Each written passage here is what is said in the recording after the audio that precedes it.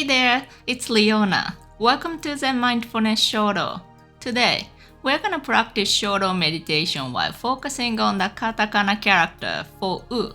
So, let's begin our beautiful journey together. When you write a character, imagine a square about the size of the character that you are gonna write like this. First, I'm gonna write it. Then I'm gonna explain the points and tips for writing the character beautifully in detail.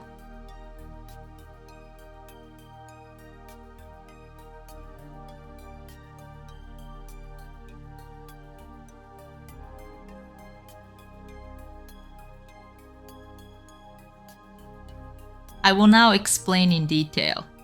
The first stroke starts from a position a little bit higher than the middle of the upper half of the middle vertical line. This line, although very subtle, curves slightly to the right, while moving vertically downward along the middle vertical line. It does not curve to the left, while moving downward like this.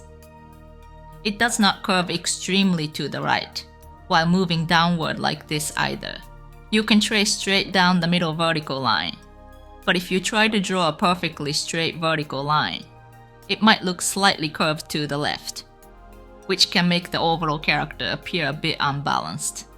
By curving slightly to the right while moving downward, it actually appears as a straight vertical line. So, this is an important point to keep in mind. As for how far down to draw, you should aim for about 1/3 of the length of the upper half of the middle vertical line. Moving on to the second stroke.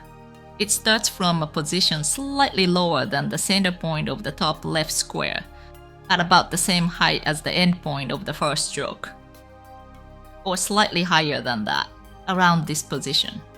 You can draw the second stroke straight down, parallel to the middle vertical line, or draw it like this, coming in slightly towards the inside as it moves down to the right. Both can make the overall character look balanced.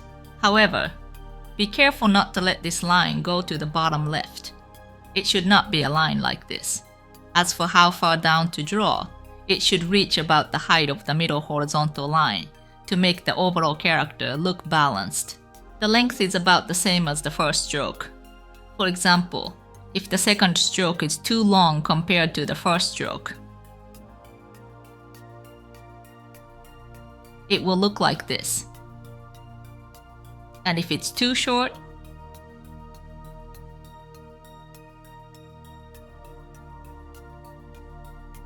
it will look like this. So try to make the first and second strokes appear about the same length. Also, as mentioned earlier, make sure this second stroke doesn't go to the bottom left like this, but rather goes straight or slightly to the bottom right to balance well with the diagonal part of the third stroke. It's a small detail, but making this line gradually thicker as it goes down makes it look more beautiful. So, although it might be barely noticeable with this pen, writing it so that the end point is slightly thicker than the starting point can make the whole character appear more attractive. This is especially worth keeping in mind if you're using a thicker pen where the difference in thickness is more noticeable. The third stroke starts from the starting point of the second stroke, or slightly lower than that.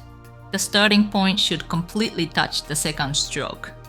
Now, while being conscious of a line that curves slightly upward, not as extreme as this, but just slightly, draw upward to the right. At this point, it connects with the end point of the first stroke. As for how far to draw upward to the right, it's about the position where the middle vertical line comes right in the middle. So, draw to the right until this length and this length are about the same. Then, pause slightly here, and from this point, now scoop downward to the left until the space above the beginning point of the first stroke and the space below the end point of the third stroke appear about the same size. Curve downward like this, gradually getting thinner, sweeping down smoothly from here. The end point of this third stroke should come around the middle vertical line to make the overall character look balanced and beautiful. Also, if you can write this third stroke so that the horizontal part and the diagonal part appear about the same length, the overall character will look balanced and neat. For example, if the diagonal part is clearly longer than the horizontal part like this,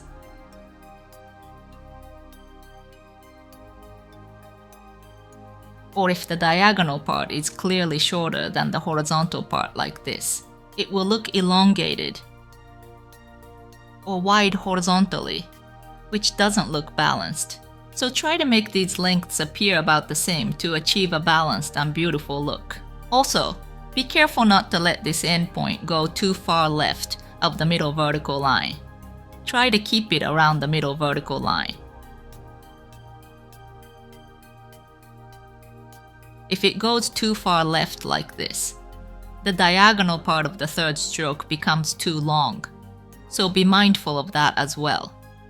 Why don't you try practicing with these points and tips in mind? The key points and tips for writing katakana neatly, as explained in the video, are concisely summarized in this book. Each character can be practiced over 3 pages. If you're interested, please see the description. I'm gonna practice 1 page of this workbook this time, but you're welcome to practice as much as you want. If you're practicing with a pen, I recommend that you place a few pieces of paper under the page that you're writing on, so that the ink doesn't bleed onto the page under it. Alright, let's get started.